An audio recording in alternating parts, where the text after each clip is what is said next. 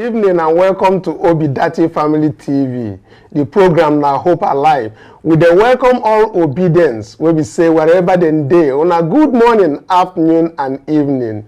Na good day we don't enter. So we carry plenty talk come today. And the talk where we carry, it go sweet to now, some fit be say it no go feel sweet because get questions where we say we they ask. Because plenty information wey be say e dey comot from up there western world USA and plenty other people wey be say dem dey talk about Tinubu legitimacy and the issues. E don begin dey enter another semi-final going to final place wey be say how the thing wan touch our judgment now because different questions don begin dey comot for this FBI file. Last yesterday, we dey talk about the matter wey be say Atiku get where they ask for Chicago State University make them for release the credentials of Tinubu. That one dey for one side for the same US, for US court. Now then they battle that one. With this one again, we dey hear say US don begin they discuss. They have some agreement. I be waiting whether na shady deal. We no know. With Tinubu and all of them premise say na Niger Republic everybody they talk about, but e get something wey be say we begin dey look under whether if that very allegation wey be say Oyibo they bring now because na Oyibo David Hundeyin don talk him own, dem talk say na Nigeria in here Tinubu and other one. Now we can't get another person wey be say na Alex Robinson, yes, another investigative journalist and Oyibo person will be say in the talk wetin dey happen now about wetin Tinubu and the FBI file where USO be. The man Koro talk say the person na snitch. Now one of the things will be say if they comot this time, how that thing go affect this particular judgment will be say we dey expect. If that one won't happen, it be like say they won't jettison the result of that very judgment. Maybe they will go change them. But anyhow, we go talk about them because all of these things they're inside. And again, we go talk about the issue of Ababio. Yesterday, everybody they do crooked, they talk them. Even mainstream media they talk them. But how much when we say in the token when we say insent to the account of this very particular legislators, that one go come out also for this hour. How much when we say this holiday when you say make them go, he talk saying go send envelope through their mailbox. I been a prayer through their mailbox. But first he talk saying a token. How much where he be and who get them? If they come up for this hour. And again, we go bring plenty other things when we say obedience. They talk everywhere today. With me to discuss all of this one inside studio, I get Angel and Esther with me for studio. Hello, my fellow obedience. Welcome to another episode of Hope Alive on top Obidati Family Television. Una welcome and join us to this program. We get plenty things we will go discuss today. But my people, we not allow all these crooked things where they happen around. Carry our mind, come up for the main thing we be to recover our mandate. As the courts don't they approach, as government they just don't they approach. But we keep our eye on the judiciary. Welcome and come on board. Let's discuss. Good day, my well-meaning Nigeria and my lovely and intelligent obedient worldwide. Tell your neighbor, say, hope day. Yes, tell your neighbor, there is hope. No matter the evil plan, evil gang up, where US and Tinubu they plan, it no go work for them. Yes, you see this our mandate, they no go distract us. Come on board, let's discuss. Yes, discussion will just start completely right now. Say, all this talk about FBI file, they go around everywhere. Everybody they talk about them, but what they interesting now be say the people where they up there, the Western world, the people where be say then they talk the thing as the thing take be, how dem take see am, wey be say maybe Nigerians wey dem go talk say na opposition party dem be, because if we dey talk from Obidati family TV here, dem go talk say na opposition, dem fit talk anything because of say dem wan make their principal Peter Obi make e for come power. But when you begin see people wey be say dem dey talk and wey be say the matter no even concern them from another country, you go begin dey look that thing from another perspective. And this one na expose if you ask the people wey be say dem dey use grammar dey talk. I want make una follow us for this very journey to hear how these people take dey expose wetin Tinubu, US and the Western authorities dey plan for Nigeria and Niger. Now, this very Niger wey be say we dey talk, everybody focus on Niger. Everybody dey talk about Niger, but they no know say e be like say the allegation dey go touch the judgment, because e be like say the deal wey be say dem dey discuss na to legitimize Tinubu's government for Nigeria, and there is no other way wey dem go take do am if no be to compromise the election petition tribunal judgment. So with that very one, I go want make we start by listening to wetin that very investigative journalist, how him take talk am, how him take illustrate am. From that one, we go enter again to the matter as it relates to the Niger, because Niger Republic na everybody dey focus on, but they no dey focus on the judgment wey we dey look at for court. Because if Tinubu succeed, Senate come approve am, because we see say Fabio na him boy, na he be. Because dem fit talk say dem no gree make e go for war, but before we go know now, we go hear say war don start for that side, even when everybody dey talk. So well, baba wey know well dey shout me loko. Na so we talk that very time. Na the same baba wey know well now, na him dey do all this one. So make we now hear from this very investigative journalist wey be him name be say na Alex Robinson. Let's take a listen to him so that from there we go carry the talk. Ordered electricity to be cut off to neighboring Niger. He's also been one of the strongest advocates for a military intervention, but did not win over the Senate, which actually rejected his call. And despite condemning the legitimacy of Niger's new rulers, the Nigerian president's own record has actually been called into question. This by a recent report by the Grey Zone investigative outlet. You have just over and over throughout his political career these huge corruption scandals that have somehow not managed to destroy his political career. Throughout this process, he's been meeting repeatedly, according to WikiLeaks cables that I reviewed, with the U.S. Embassy and its officials, and basically briefing them over and over again on the political landscape in Nigeria. The U.S. ambassador at the time said that his assessments have been very useful for the Americans. And so you have to wonder, why was Bola Tinubu never indicted in the United States? Why was he allowed to keep so much of the initially seized money from his bank accounts that was said to be involved in drug trafficking? What kind of deal was he able to strike with American authorities? And you have to also understand that Bola Tinubu is the perfect kind of imperial puppet for the United States. This is what they do over and over again, is they find a compromised figure, somebody that they can exert leverage on, and they prop them up. And the second that they become no longer useful, they go after them and they get rid of them. They put them in jail or have them taken out, So for what's going on in Niger right now and in West Africa, he's the perfect person for the United States, because they can basically make him do whatever they want. The bigger problem here is that the Nigerian Senate has rejected his request to invade Niger. So it looks like he's trying to use his power at ECOWAS, the regional bloc that he chairs, to have an invasion. And just 2 days ago, ECOWAS said that they would attack Niger, but they won't announce when and where or how. Corruption scandal. Na so dem take talk am. And if una watch well where the explanation, the Oyibo man will be saying they explain this thing. In the thing say the Nigerian Senate will be say we get the thing say na Oyibo Senate where they get conscience. You know say that place na the place when they share money.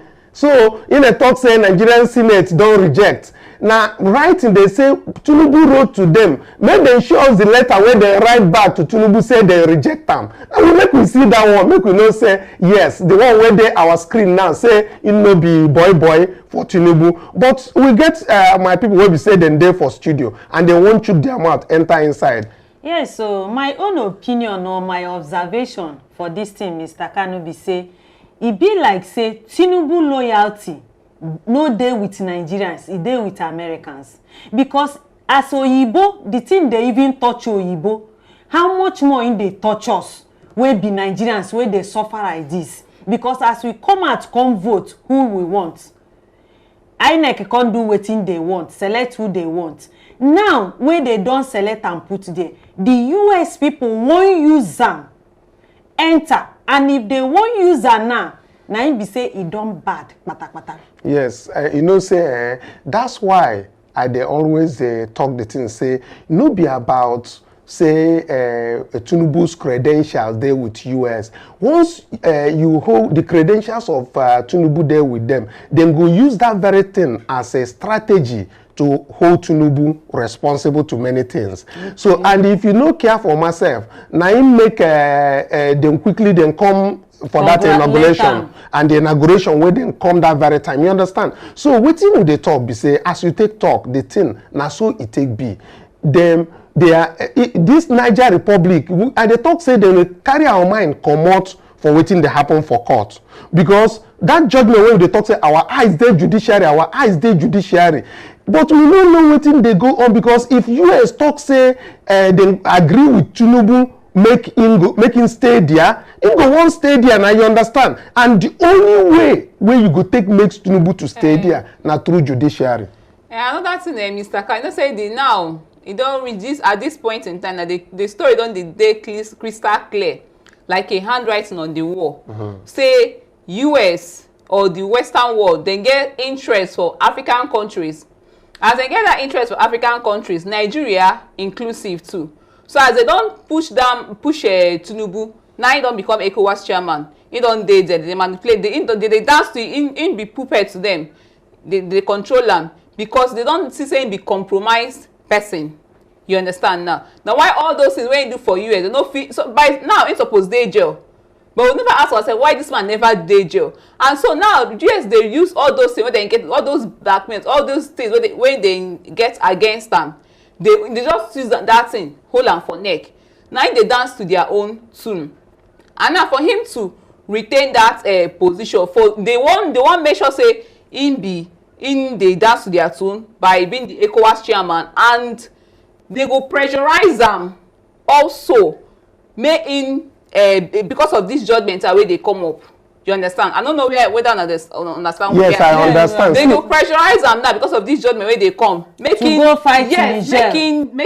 Making fight Niger and making also making no shake, making hold strong for this. I understand. They talk I now. understand. The thing be say, wetin you they talk be say they talk about legitimizing Tinubu exactly. To legitimize him, and to do that very something they must compromise the justices of tribunal or the Supreme Court. You understand? Hey, now I remember. And when they won't compromise the judges now, the thing wey no fit happen for their country, they won't make it happen for Nigeria. And now make, you know, say they say no smoke without fire. The thing wey Atiku go subpoena them, they no one bring her out. You know, see her now. No smoke without fire. They hide something. Yes, that's why aside from they no one give to Atiku that thing. Yes, aside from that article own, because that article own has to deal with the Chicago State credentials, the academic record, that one. But the main one where they hold, where they talk until I think 2026, now the FBI file, you understand? So now that one they won't get threatened, and because person will be saying don't deal with drugs for US, there is no how we be say they no go. But anyhow, we know say that thing where they plan, it no go work. But make we even look at waiting they want with Niger, because some people fit no understand say I been just make the legitimize Tinubu. I be waiting. He get plenty things we be say he dey for Niger Republic. We be say US get interest. That's why we dey fear say make that thing no tamper with the judgment where we dey expect. Now our own concern be that. Let's take a listen from the same journalist as he take explain what US wants. Let's take a listen. Important to note that Niger is vital in helping to keep the lights on in Europe. It's been its third largest supplier of uranium for the past 2 decades, which is, of course, key for nuclear energy. And amid the political turmoil in the West African country, Paris insists it must be business as usual. So back to Alex Rubenstein one more time from the Grey Zone. The future of Western economies, at least insofar as Western planners see it, rely on the exploitation of low-wage miners in Western Africa, and so this, the United States wants to do a Green New Deal that's going to require rare earth minerals. The United States wants to keep funding the military-industrial complex while they can't produce sophisticated weapon systems without this kind of stuff. And any kind of smart technology or green technology relies heavily on this stuff, and so this is in many ways a battle for the future of economic dominance. What's at risk here is a regional proxy war that is very dangerous for not just West Africa, but these things spill over, and I believe that this conflict in West Africa has a potential to spy a lot of control and brings us that much closer to World War III territory. And perhaps no surprise that the US has not been sitting on the fence over this. There she is right there, top official Victoria Nuland. She made a mad dash to Niger, where she had, quote, difficult negotiations with some of the coup leaders, pressuring them to reinstate the deposed president. However, Nuland met neither with the ousted president nor with the new leader. And in the wake of Washington cutting off funding, it says it will resume the flow of cash if indeed the new military junta stands down. The Secretary announced on Friday also that we are pausing assistance to the government for the time being. That assistance will affect development aid to the government, security aid to the government. It's a significant amount. I don't have a number because it's a pause, and it's a pause that we would hope would be reversed if the junta leaders would step aside and restore constitutional order tomorrow. That pause would be the pause would go away and security assistance would be reinstated. But as we've made clear, hundreds of millions of dollars are at stake. Plenty things now in they happen.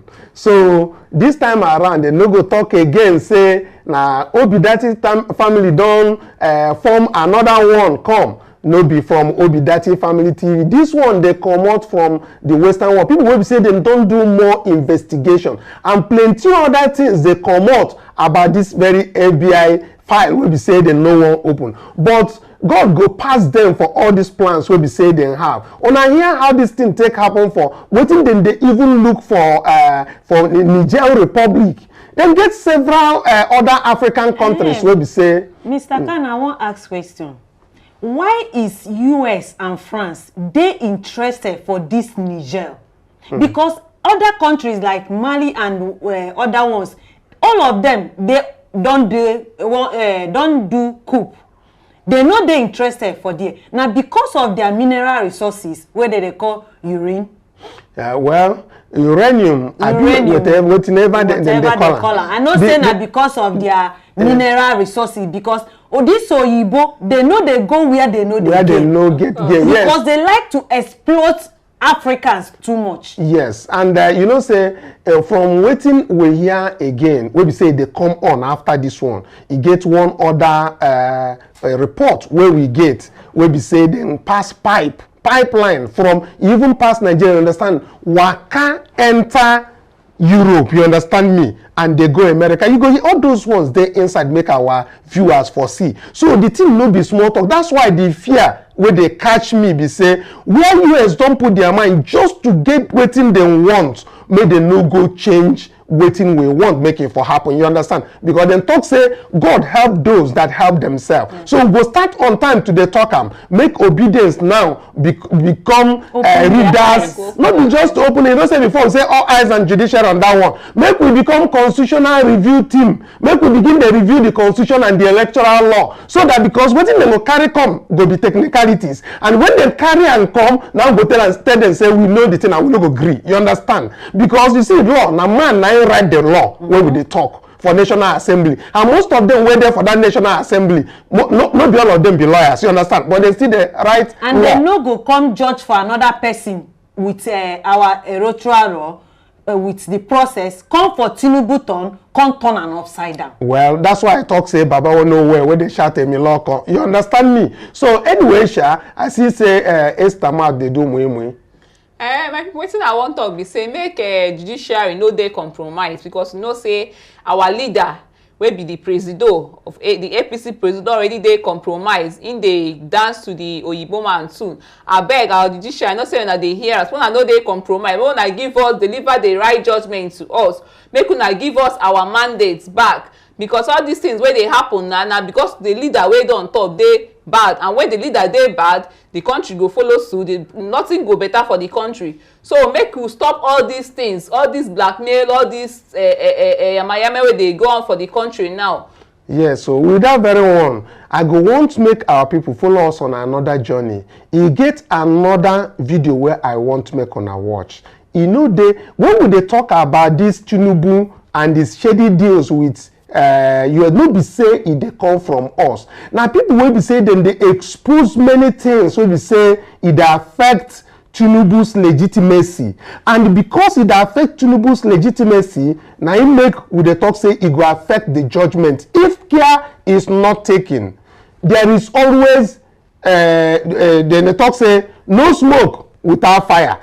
When these people don't begin the talk, yes, APC people fit talk say, oh, na propaganda, then fit be this one, that one. The Oyibo people will be saying then they bring this information, we do the investigation. They know the PDP and they know the Labour Party. You understand? So I want to make we hear them as they take explain wetin dey happen and how Tinubu dey snitch and how Tinubu, US they use Tinubu as a puppet. Make una hear more. Una don't hear the one of this what they call Alex Robinson. We go hear another one from another people. When we say no be from Nigeria. Let's take a listen.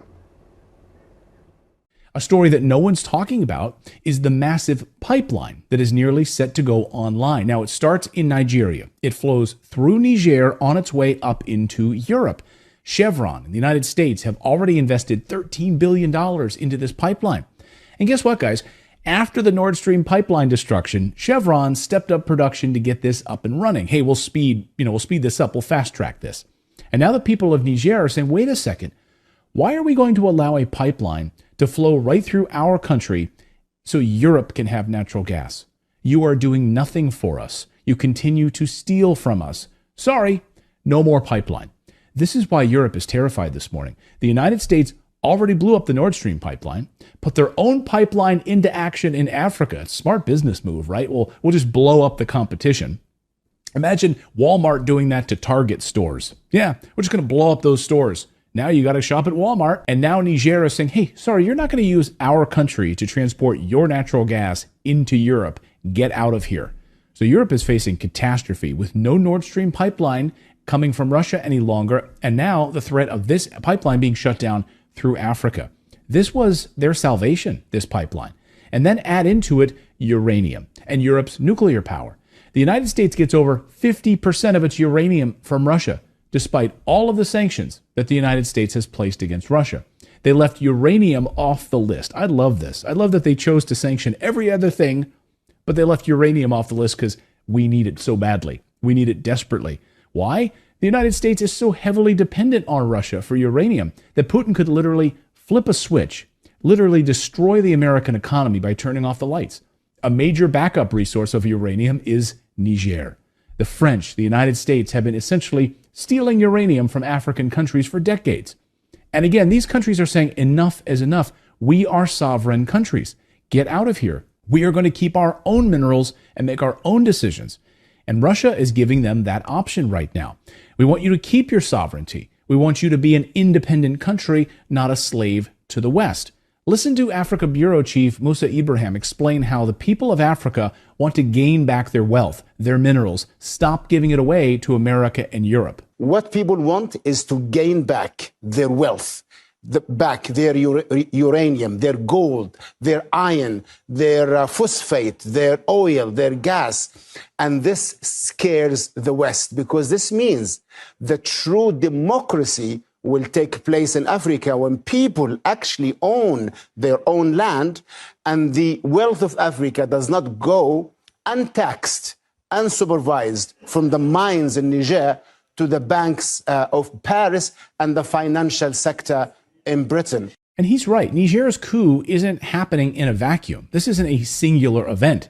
They're now pushing back against this neocolonialism in a larger multipolar world, saying this unipolar order that America has ruled for many, many years, seeking to keep your boot on the people of Africa, is not going to stand anymore. Africans are seeking to regain their national sovereignty. Africa saying, hey, we are rich in uranium, but we don't get to benefit from any of it because you steal it from us. We will enrich our own uranium and we will sell it to you and you'll pay us for it. No more theft. Africa is in the middle of a revolution right now. Take a look at this map just published on Friday. These are all of the African nations that have now signed military agreements with Russia. And even a few of those in white are getting ready to partner with Russia as well. Damn, that's a lot of red. Now, we'll come back to that map in a moment. But first, this weekend, we saw dramatic developments. Russian flags raised in the air throughout the continent. First to Niger, the country that started it all. Russian flags everywhere. And according to France 24 news service, the government of Niger has now signed a contract with the Russian Wagner Group for security. And they need it because the coup in Niger has entered the point of no return right now. The people rising up against France, against the United States' influence in that country. The Western powers that have controlled Niger for decades are now being pushed out. And this weekend, the military leaders now say that Niger will no longer be a European colony. And they've demanded that all French soldiers get out now, get out of here, or face the consequences. Why does the United States even have troops in this country in the first place? Well, that's a great question. So get out of here, France, and get out of here, United States. You don't belong here. Over the past few days, the United States started dropping massive amounts of military cargo right near the Niger border with its warplanes.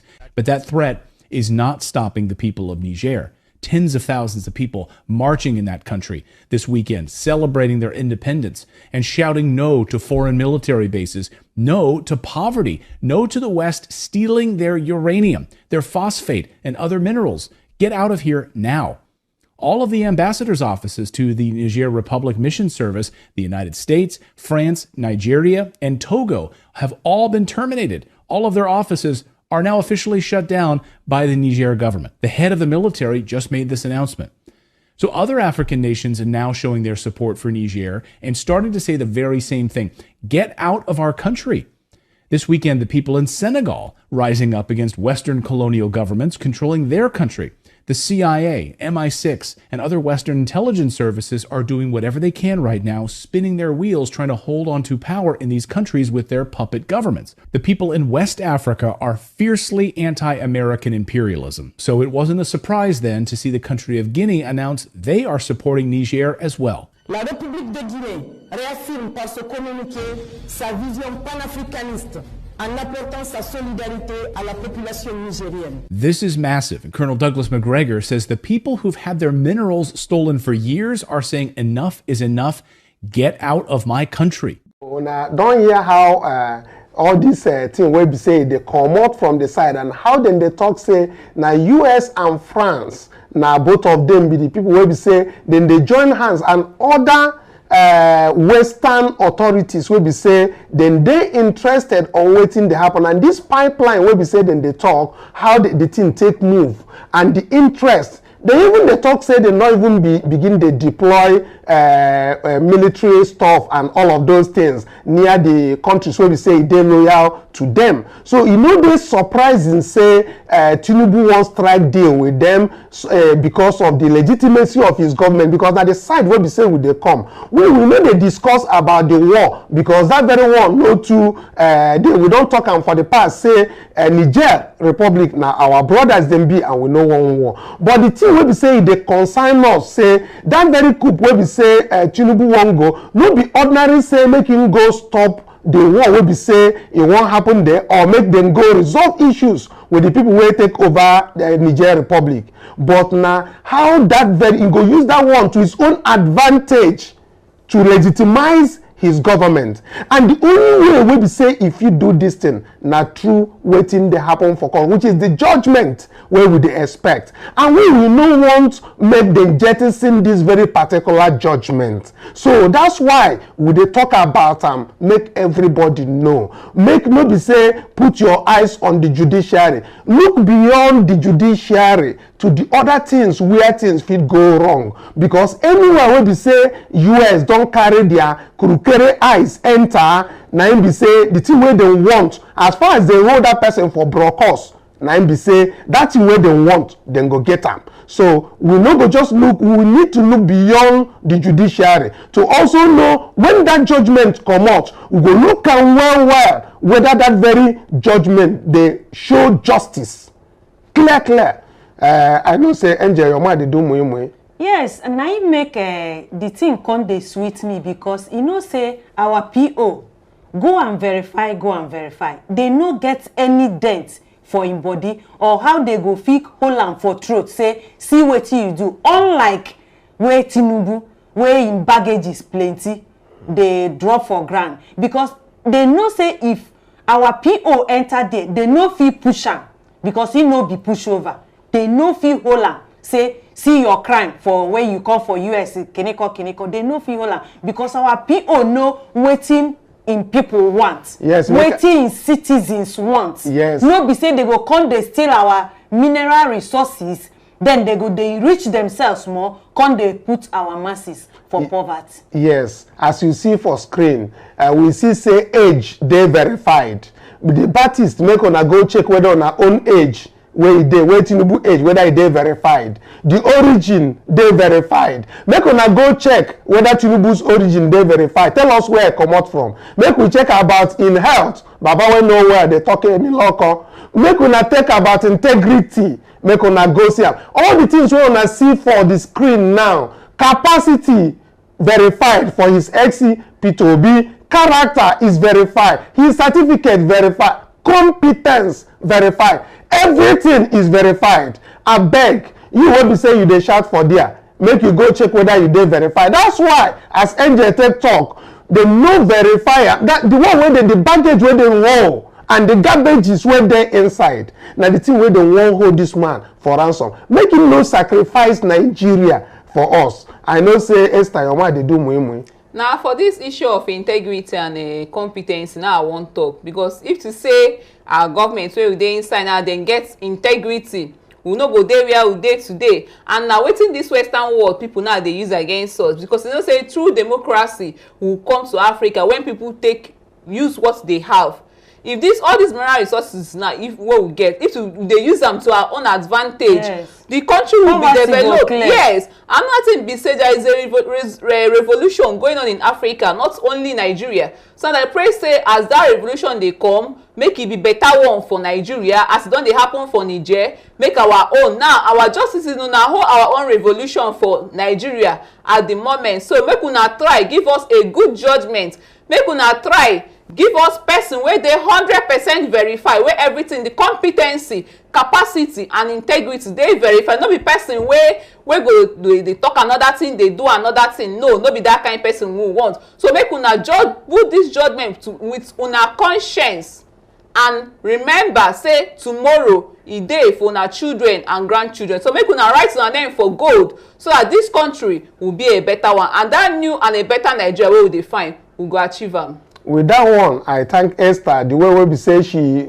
take remind judicially say whatever thing we say they come out from US and the plans with Tinubu, they hand Nigerians, they wait on them. Nigerians, they depend on their judgment right now, and we know say PO, His Excellency P2B, talk say him get faith for where judiciary dey. Make una know for the man hand. With that one, make we waka enter to wetin dey happen for Senate, because if we begin to talk about the baggages of Tinubu, the thing go just carry the whole day. We no go even come up for studio. So make we enter wetin happen, because that token wey be say dem send to the whether na mailbox, Angel, I don't know. I do not to their bank account. Which one be the first one? Okay, token.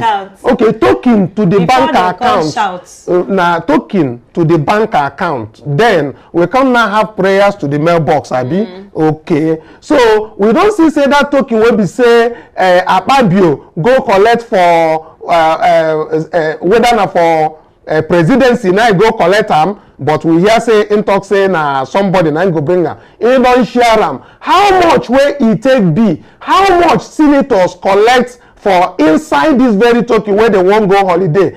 Dem talk say the token na make dem for do transport. We know each senator wey be say e dey for Nigeria, we know how many cars wey be say e carry. This very Akpabio, if you wan go check entourage, I sure say that entourage go dey pursue Tinubu's own, because in like long convoy well. Now, how much wey be say dem get? E get some senators wey be say dem vex and then they talk how much dem give them and wetin that money and where e take for. Make we for lis ten to them when we come back, because I know say Njema don dey do moi. Talking about recess now, have you gotten the prayers in your mailbox as promised by the Senate President? No, actually, I haven't. I didn't receive any prayers, but I will check my email for the prayers. But that's it. No. So you're not enjoying your recess because the Senate President said the token will drop in your account so that you can enjoy your recess. Truthfully, I don't know what he was talking about, but most people assume that maybe allowances may be paid, but they may be statutory things that would have been paid anyway. I don't think it was anything extra that we're supposed to be given. I mean, coming from a Labour Party, I certainly haven't seen anything extra yet. Yeah. Senator Kingibe, when we say na LP she don't come out for mainstream media. When we say na national TV talk say that she dey still expect waiting then send for mailbox, but guess what? She no really talk how much enter her account. She no talk how much will be say e enter her account, because if she talk how much will be say e enter her account, we for take that one they go. But make una no worry, we get sources wey be say dem don tell us how much wey be say dem get. But make I tell you, I still dey doubt even when the source they talk say na 2 million naira na im dey give senators. I no even believe am. You know why I no go believe am? Because we know how Senate dey operate. Make I tell una, if una no too understand that each senator na SUV most of them they use, and if you come for Naija one to fill tank of SUV, you go have like 70,000-80,000 naira. Then I want make una calculate how many SUVs will be say senator dey waka pass. If they get up to 4 plus, you will get the one will be say police go there inside and all of that. Only fuel alone go finish that money. So when the report when we say they go around, they talk say na 2 million thereabout. You know, say even our Esther talk yesterday say like 5 million. But later they begin the talk say na 2 million. You know, but anyway, I know say Angel on they shake her head and house her mouth they do more now. Yes, so the thing just they bring tears to my eyes, because if na for civilized country, this thing no fit happen. How your people, your citizens, your masses go dey in poverty, dey in lack. You dey where you dey, where people vote you go in as a senator to represent them. You can't dey share billions, my people. Billions, no be saying na millions. They can't dey share them like a granite. They share them one like a granite. Wait, see as fuel dey. So many people don't park their cars because they cannot fuel it. To fuel car na big money. So they kukuma go with keke, taxi, drop, anyone. My people, na in one person they pocket billions for our head. In no jail, in no jail. It they bring tears from my eyes. And I make masses come out massively for 25th February. Come vote our PO. Na in this year, Yakubu, Mahmoud, come select Tinubu give us. Oh my God. Angel, I know say Esther, I know say you won't talk. The thing be say, don't say I don't make my investigation well for this Akpabio matter. And for investigation what I get from Sahara reporters, they talk say the money na 2 million naira, and that's in a bribe for ministerial screening. Okay. How come they say, oh, no wonder say they go screen. Even person when they don't qualified, they go say take a bow and go. Because they know waiting there at stake. I be be so. They know waiting there at stake. They know say at the end of the day they go something go enter, prayer go enter their members as their presido for Senate. They talk am yesterday. Another thing be say why they come the murmur say be say according to reports wey they get from source, be say they get collect 1 billion, but they collect 1 billion naira. Come they share 2 million to each of the senators. Now, if you work the mathematics out, then we're gonna say they get 109 senators for their house. And now this 2 million naira now 218 million naira. So the remaining one will remain. Where that one can enter. So they come the verse. Now why that verse they come the verse that yesterday? Come and say why he go come they expose them for public when he don't collect the lion's share. You now understand that? So. But now my problem be say, my anger be say, why these people go they collect, they don't remove subsidy money. Now they will go behind doors, they share the money. Now the common man are the common people, the masses are the ones now suffering. See how much our dollar even this. Make I even join on a matter and add more to what you they talk. See, then get for National Assembly, they get people what we say they call the principal officers. After the president of the Senate will be Akpabio, then get deputy Senate president, then get majority whip, then get minority, you understand me? Then they call them principal officers. Those people, their money may be the same. If you hear say other people get 2 million, na times 10 of that one, you understand me? So some people when they expose and because of verse of how much when we say he reach them. Then coming to the ministerial nominees when we say they come, each one of those people money they come out, they enter. Before they confirm you, even before they send your name, you must have somebody in the Senate who will say go reach Akpabio, say this person they come and the person don't settle. You get somebody who will say they collect. Now Nigerian system be that one. Even if you go out from our system, anything you must settle. Even common say they nominate your name as a commissioner for state. Before you go to the House screening committee, go do screening. Your name don't go for that very place, and then don't begin to discuss about you. Say you don't loja, the man don't do something. Yes, you don't do or you don't give promise. You understand me? But this one be say is sent by the executive. Executive no go send something, and we know say Akpabio na errand boy. You understand me? Then just the tell them say oga bring something make una for share. You understand? As for the other one where they talk about the billions, so we say them that one a normal something. And you know they part of their statutory allowance, so that one no follow for their statutory allowance. All these their housing allowance, wardrobe allowance, health allowance, all those kiniko. That one no follow. This one a bribe money. And now why did they impose bad leaders? Now check out the people where they nominate, where they confirm as ministers. All of them get question mark. People will go enter there with a first certificate. People will win a common entrance for primary 3 and all that. You know, say now why corruption no go ever cease for this country? And I make I even want ask Mr. Kanu, this corruption fee end?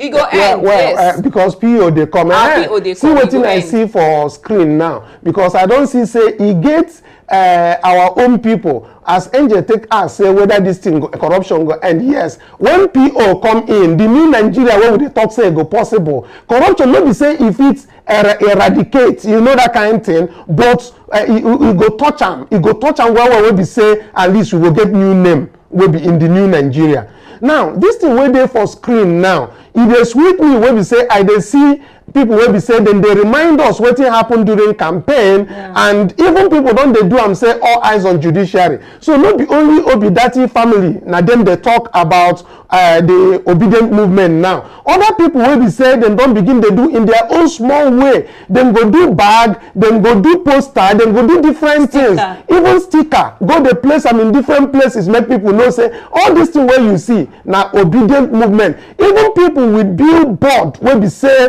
for Abuja, this one wey una see na person stand there for that very place. This billboard dem talk say na for Abuja dem put am. So anywhere where you dey, any small thing wey be say you fit do, this one na violent space wey be say na dem bring this one. So anywhere where you dey, anything wey you fit do to support a move to a possible new Nigeria, make you do your own.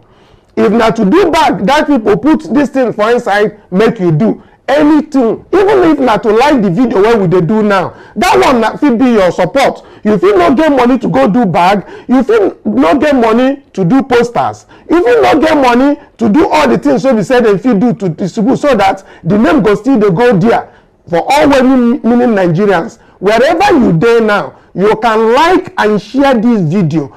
If it dey surprise say the person wey be say he go begin dey do this bag and other things, or whether to join, that person na this video wey him see, na him go touch in hand say people still dey do billboard for PO. Una know say no be PO go do that billboard. Una know say no be PO na him go bring money go to do that bag wey be say dem dey give market to women. Una know say no be PO go do those stickers. Na the obedience wey be say dem dey for different places, and we hail una wherever una dey. If una dey watch this video, we twale for una, we greet una well and God go replenish una pockets for all the good work wey una dey do for the possible Nigeria. We dey here every day. We go come, we go talk to tell una say hope dey. We go bring different things wey go tell una say the government wey enter na illegitimate government. We will no gree, and e dey constitutional for some people to say they no gree. For people wey be say dem dey talk say why you go still dey talk that kind thing, the matter still dey court, they never conclude am. So if dem no conclude am, na im be say we will still dey for the side, dey wait for the conclusion. Even when dem conclude am, then we go read the judgment and decide whether we gree or we no gree. You understand? Because appeal still dey to Supreme Court. With that one, everybody wey be say dem dey watch us now, we plead with una, if you support P2B, if you support the obedient movement, if you support well-meaning Nigerians for a possible Nigeria, where PO go direct our resources, where PO go tell us the good and bad as in take promise, make you like and share this video. Make other people know say other support still dey come for P2B, even when he no dey do, he just dey wait for the court judgment.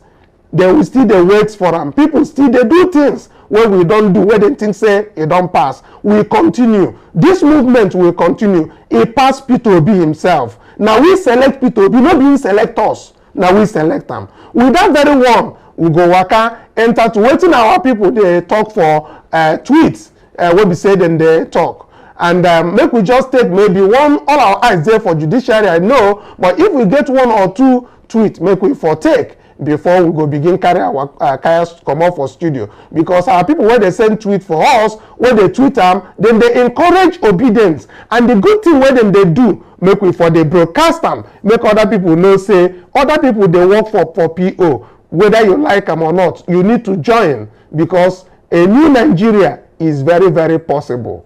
Let's take. Okay, we get this one from distinguished Field Marshal. She talks say Bola Ahmed Tinubu did not win the election. He came a distant third, but robbed his way to the top. If INEC and APC could prove that he truly won, they wouldn't have told Peter Obi to go to court. They would have displayed the results all over the media. They would go above and beyond to prove it outside the court. Mahmoud Yakubu would have crawled out of his shell to defend his name. He would have been around the media talking about it. Tinubu did not win the election and he knows it, no matter what they did on May 29th. Just a friendly reminder, all eyes on the judiciary. Yeah, and just say your heart they do more because this thing when they talk about Tinubu when no win election. So we knows everybody, even a 10-year-old child, knows say Tinubu no win. Who won't even vote APC with all the shenanigans where Buhari do to us? You know, see as things tight where Buhari 8 years dey. Who won't even vote APC? We don't reject them. Now it make we come out massively on 25th February. Come vote for the man where we want. Now Yakubu Mahmoud come select Tinubu give us. And as he select and give us, the thing where they even make me happy be say, as he select Tinubu give for Nigeria, he no make obedient movement shift. Yes. Their faith, their hope, he no shake. Yes. Because they still dey gidigba. They pursue our mandate. They still dey gidigba. People wey no even know anything for court, everybody they interested now. Waiting they come out, which there be our judgment day. It go show you say, you see this our obedient movement. I toilet. Angel, I beg, make I collect this thing mic from your hand now because it be like say you get comments where we say I dey read from our comment section, and one of those comments about mainstream media where they talk about this Akpabio because then think say na only us they talk about that very money where we say then make we even produce I beg help us with that video, make them foresee how Arise TV take even talk about this Akpabio issue because na real national disaster they no know wetin really happen. You get somebody wey comment for he talk say make I for elaborate more on that one. No be same for me to elaborate. I wan show na that very particular video where Arise TV talk say the thing wey we dey talk dey okay as we dey take the talk am. Let's take a listen. Of the Nigeria Labour Congress, Joe Ajaero, revealed details of his private meeting with President Bola Ahmed Tinubu in Abuja last week as nationwide protests broke out over the rising cost of living. Ajaero stated during a live television interview that President Bola Ahmed Tinubu told Labour leaders that as part of measures to reduce the cost of governance, he attempted to reduce the presidential fleet and lives in a 2-bedroom apartment. When asked about the appointments of several special assistants, Tinubu argued that rather than subscribe to complaints over hiring numerous aides, the unionists should consider the hires in light of job creation. I mean, this is a new twist, Rufai. Go ahead. Okay. Why you know the reaction is... That is exactly the problem with Nigeria. And I totally disagree with President Tinubu. When they say you are hiring lots of people as special advisors, you're saying job creation for what? It is the private sector that should create the jobs. Why can't we revitalize the private sector? Today, as we speak today, dollar is going yo-yo to the naira. No cars on the road, OG. Businesses are shutting down. GSK is going down. Everything is going down in Nigeria and nobody's talking about it. And you're trying to justify it and you're telling us you live in a 2-bedroom. Humor me. Look at the mansion down the road. Yeah. What is 2-bedroom apartment? Presidential fleet. Yes. Look at the mansion that was just built down the road here. You're telling me 2-bedroom apartments. Is that what maybe they're still renovating. We're going to renovate what? Let's not deceive ourselves. See, the truth has to be said here. All of that the president is saying that 2-bedroom apartment is just part of talk. We all know that the president is a very wealthy man. And he has means to whatever he wants to have means to. Okay. But what we are saying is cut cost of governance.